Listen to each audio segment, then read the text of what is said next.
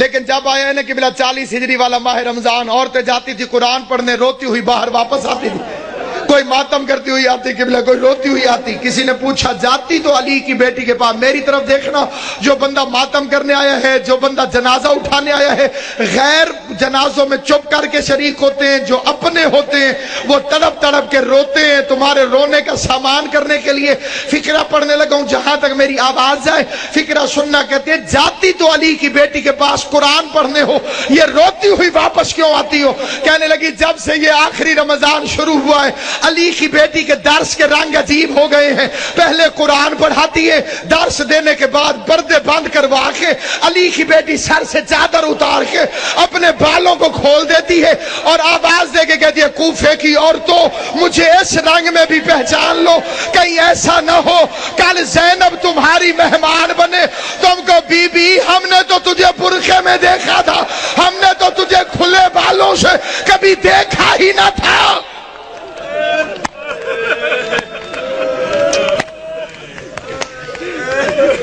ہم نے تجھے کھلے بالوں سے کبھی دیکھا تو تجھے پہچان۔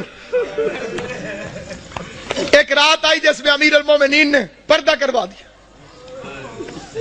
بڑی غربت کی لمبی داستان ہے۔ علی جیسا شریف باپ، زینب جیسی باحیا بیٹی بازار میں لے کے چل پڑا، میرا مولا مشکل کشا۔ زینب یہ کچہری ہے، یہ دارالامارہ ہے، یہ بازار کناسہ ہے، میں نے پڑھ لیا تم نے سن لیا۔ زینب کی کمر جھک گئی، رو کے آواز دی بابا بازار کچہریاں بیٹوں کو دکھائی جاتی، میں تیری بیٹی ہوں مجھے کیوں دکھاتا ہے؟ آواز ہے ایک وقت آئے گا میرے بیٹے مارے جائیں گے۔ جزاک اللہ، میرے بیٹے مارے جائیں گے، تجھے درباروں میں آنا ہوگا۔ اگلا واقعہ جسے پڑھنا بڑا ضروری سمجھتا ہوں، میں نے مقتل میں اپنی آنکھوں سے پڑھا ہے۔ حسین کو بلایا اور داڑھی چومنی شروع کر۔ حسین عرض کرتے ہیں بابا میری داڑھی کیوں چومتے؟ فرمایا ایک دفعہ تیرے نانے نے میری داڑھی چومی تھی اور میں صدقے حسین دی اماں تو تے راضی ہوئے جو ہائے کر کے روتے ہو۔ میں نے روایت پڑھی تھی محرم میں بھی، پھر پڑھتا ہوں۔ امام صادق فرماتے خدایا ان آوازوں پہ رحم فرما جو حسین کے غم میں بلند ہوتی، کبھی اونچی آواز میں حسین کو رو لیا کر تو سمجھ لیا کر تجھے تیرے امام کی دعا مل گئی۔ حسین کی اماں تمہیں کوئی غم نہ دے سوائے غم حسین کے فقرہ پڑھنے لگا۔ عزاداران امام مظلوم کہا ایک دفعہ تیرے نانے نے میری داڑھی چومی تھی۔ میں نے پوچھا تھا مولا میری داڑھی کیوں چوم دے ہو؟ تو رسول نے فرمایا تھا علی ایک رمضان آئے گا جس میں تیری داڑھی خون سے خضاب ہوگی، اس لیے چوم دو میری داڑھی تو ایک میرے خون سے خضاب ہوگی، اور تیری داڑھی کبھی اکبر کے خون سے، کبھی علی اصغر کے خون، ماتم کرنا، کبھی غازی کے خون سے، کبھی قاسم کے خون سے، کبھی عباس کے خون سے۔ اجرکم اللہ جعلکم اللہ من الباقین، مولا میرا اور تمہارا شمار رونے اور رلانے والوں میں کرے۔ آخری روایت پڑھتا ہوں لیکن جہاں جہاں تک میری آواز جائے توجہ چاہتا ہوں۔ یہ دوسری رات ہے، علی کے زخمی ہونے کی پہلی رات ہے، لیکن یہ جو کل رات گزر گئی ہے، سارے جانتے ہو کہ یہ روزہ ام کلثوم کے پاس، اپنی شہزادی کے پاس میرے مولا نے افطار فرمایا۔ ایک فقرہ میں دست بستہ کہتا ہوں صاحب دربار کو گواہ بنا کر، میں کسی کی تردید میں نہیں کہتا، کسی کی مخالفت میں نہیں کہتا، کسی کی مخالفت کی میری اوقات نہیں۔ میں امام حسین کا سب سے چھوٹا ذاکر ہوں، جناب زہرا کا وکیل ہوں، میں کسی کی تردید میں نہیں، پہلے میں کوئی بعد میں مخالفتیں کرتے ہیں لوگ کہ جی ہمیں کہا ہے، کسی کو نہیں کہہ رہا، صرف ایک فقرہ کہہ رہا ہوں۔ کوشش کیا کرو بیوی ام کلثوم کو علی کی بے اولاد بیٹی نہ کہا کرو، یہ توہین ہے اس گھر کی۔ اس کا نام تھا زینب صغرا اور کنیت تھی ام کلثوم۔ ام کلثوم کا مطلب ہے کلثوم کی ماں۔ کلثوم کی ماں اگر نام ہو تو وہ بے اولاد نہیں ہوتی۔ دو چیزیں سامنے رکھی، دودھ اور نمک۔ علی علیہ السلام نے نمک رکھ لیا، فرمایا دودھ سنبھال کے رکھ، ممکن ہے صبح میرا کوئی مہمان آنے والا۔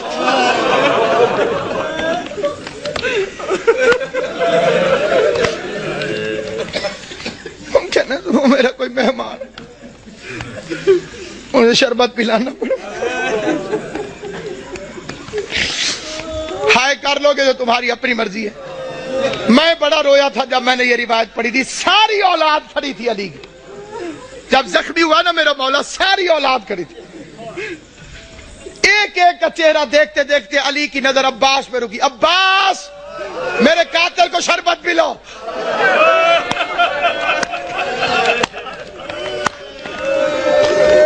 غازی کے امتحانوں کا آغاز ہو گیا. عباس کے امتحانوں کا آغاز ہو گیا.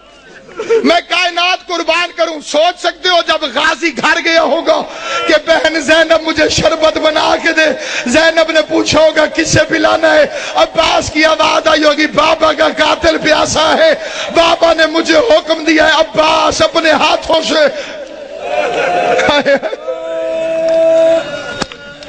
ہائے کریم, ہائے کریم. کل کی رات کی ایک روایت پڑھتا ہوں جو کل کی رات گزری ہے جب امن تھا علی کی بیٹیوں کے گھر. آج کا دن تو بڑا بے چینی سے گزرا. تم نے افطار کیا ہے, سحری کا انتظار کر رہے ہو. علی کی بیٹیاں بس نمک چکھ لیتی تھی روزہ ہو جائے. نہ روزہ چھوڑ سکتی تھی نہ بابا کا غم چھوڑ سکتی. فکرہ پڑھتا ہوں میں, فکرہ لے کے فکرے پر کوشش کرنا کہ تمہارے آنسو آ جائیں. آنسو نہ آئے تو ہائے ضرور کرنا. بھائی عمران شاہ جی میں نے مقتل میں پڑھا ہے سارا دن برقعے کے اندر پردے کے پیچھے اپنے گھر میں باپ کو چھپ چھپ کے دیکھتی رہی. کوئی تو سمجھے گا میرا فکرہ. سارا دن بی بی زینب برقعے کے اندر پردے کے پیچھے, گھر کے اندر برقعے کے اندر پردے کے پیچھے, برقعے کے اندر پردے کے پیچھے. کبھی کبھی عباس سے پوچھ لیتی تھی بچ تو جائے گا میرا بابا, بچ تو جائے گا.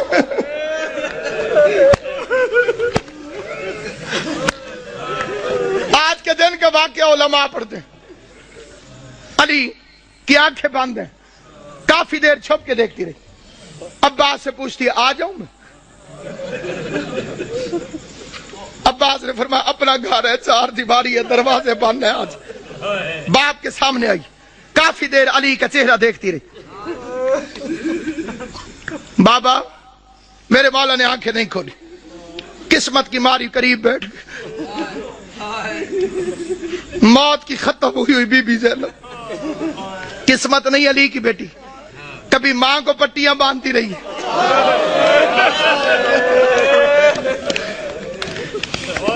باپ کا زخمی سر میری شہزادی نے اپنی جھولی میں رکھو. چہرے کو دیکھ کے ایک فکرہ کہا, دیکھ کے کہتی ہے بابا ساری زندگی تیری خواہش تھی میں تیرے سامنے آ کے باتیں کروں. بابا میں شرم کے مارے سامنے آ نہیں سکی.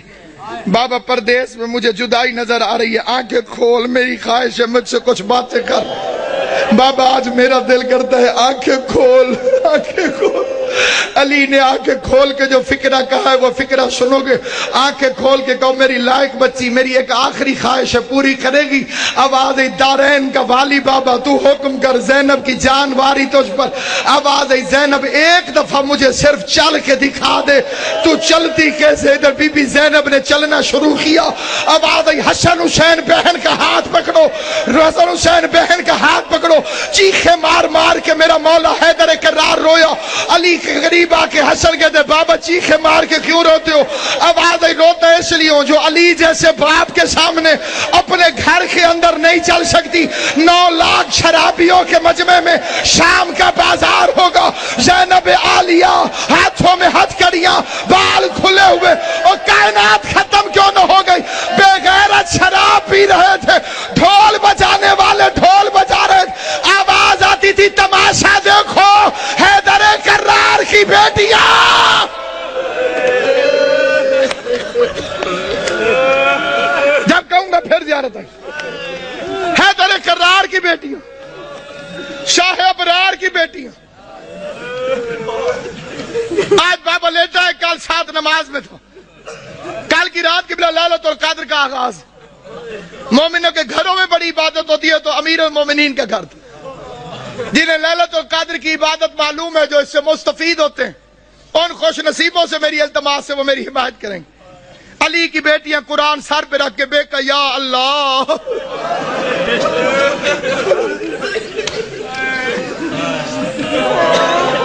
ہائے علی ہائے علی میں کہا یا اللہ، میں کہا یا اللہ، کہ یا اللہ، یہ کس رات کی بات کر رہا ہوں؟ دوسری رات، یہ جڑی کل قبلہ جی گزر گئی ہے، جناب امام زمان تو بستہ رکھیں صحت، یہ جو گزر گئی ہے رات، یہ صبح علی کو ضربت رہی، عبادت ہو رہی، لیلۃ القدر کی پہلی رات، اچانک علی کے دروازے پہ گھوڑوں کی ٹاپوں اور اسلحے کی جھنکار کی آواز آئی۔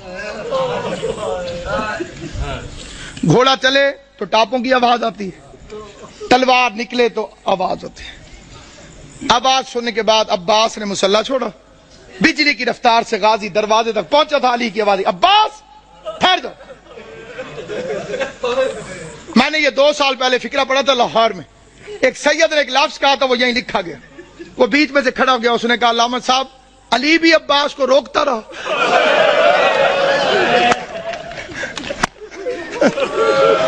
آج رقم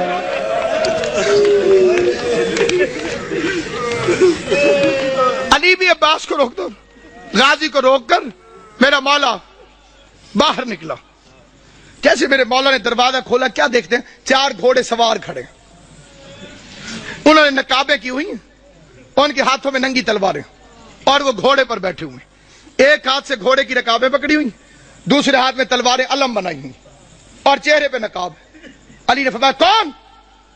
انہوں نے پھرتی سے زین چھوڑی، تلواریں نیاموں میں ڈالی، علی کے قدموں پہ ہاتھ رکھا، کسی نے ہاتھ چومو، کسی نے پاؤں چومے۔ پہلے کی آواز مولا میں عبداللہ ابن عفیف علی کا صحابی تھا، دوسرے کی آواز مولا میں حذیفہ یمانی، تیسرے کی آواز مولا میں ابراہیم ابن مالک اشتر۔ علی فرماتے ہیں آرام اور عبادت چھوڑ کر آدھی رات کو میرے دروازے پہ کیا کر رہے ہیں؟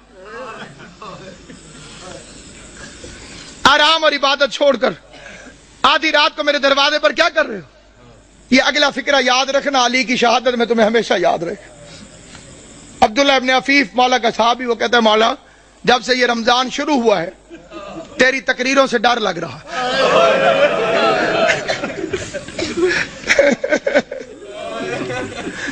مولا ہم نے پوچھا خضاب کیوں چھوڑ دیا؟ آپ نے فرمایا اب یہ داڑھی خون سے خضاب ہو۔ مولا آپ نے ممبر سے پوچھا آج رمضان کی کیا تاریخ ہے؟ ہم نے کہا مولا 18 ہو گئی۔ آپ نے فرمایا زیادہ دن گزر گئے، تھوڑے رہ گئے۔ مولا امام حسن کو وصیت کیوں لکھوائی؟ مولا ہم نے تہیہ کیا ہے کہ امام زمانہ کی جان کو خطرہ ہو، ہم پہ آرام حرام ہے۔ مولا تو گھر میں رہے، ہم پہرا دیں۔ مولا تو مسجد میں رہے، ہم پہرا دیں۔ کس کی مجال ہمارے جیسے نوکروں کے ہوتے ہوئے کوئی ہمارے مولا تک پہنچے؟ علی نے چاروں کو پیار کر کے کہا اللہ تمہیں جزائے خیر دے، تم اپنے امام سے غافل نہیں ہو، تم نے اپنے امام سے پیار کیا، لیکن میرا حکم یہ ہے کہ گھروں میں چلے جاؤ اور مجھے خدا پہ چھوڑو۔ جب حکم کا لفظ آیا تو حذیفہ کہتے ہیں ہمارا بدن کانپنے لگا، ہم سمجھ گئے کہ اب رکنا حرام ہے کیونکہ علی نے حکم دیا ہے۔ حذیفہ کہتے ہیں ہم نہ چاہتے ہوئے روتے روتے پیچھے ہٹنے لگے، علی کے چہرے کو دیکھتے رہے۔ وہ کہتے ہیں میں علی کو دیکھتا تھا، روتا تھا۔ علی کا ہاتھ کہتے ہیں قیامت تک مجھے نہیں بھولے گا، جب علی نے خدا حافظ کہنے کے لیے، الوداع کہنے کے لیے اپنا ہاتھ اٹھایا، ہمیں خدا حافظ کہا۔ حذیفہ کہتا ہے میں اپنے گھر میں آیا، میں نے اپنی تلوار کو زمین پہ پھینکا، میں زمین پر بیٹھ کر پچھاڑے کھا کے رونے لگا۔ میرے رونے کی آواز سن کر میری بیوی قریب آئی، قریب آ کے کہتی ہے حذیفہ ہوش کر، تو علی کا سپاہی ہے، کیا علی کے سپاہی بھی روتے ہوئے اچھے لگتے ہیں؟ کہتے بیوی روؤں نہ تو کیا کروں، زمانہ دشمن ہے، علی نے وصیت لکھوا دی ہے، میں پہرا دینے گیا تھا، علی نے خدمت قبول نہیں کی، علی نے نوکری قبول نہیں کی، علی نے حکم دیا گھروں کو چلے جاؤ۔ حذیفہ کہتا ہے روتے روتے میری آنکھ لگ گئی، میں تھوڑی دیر سویا تھا کہ میری بیوی نے میرے کندھے پہ ہاتھ رکھا، جھنجھوڑ کے کہتی حذیفہ جاگ، سن یہ شور کیسا؟ حذیفہ کہتا اب جو میں نے سنا تو آواز آ رہی تھی قد قتل امیر المومنین، لوگوں امیر مارا گیا، زینب و کلثوم یتیم، ماتم علی۔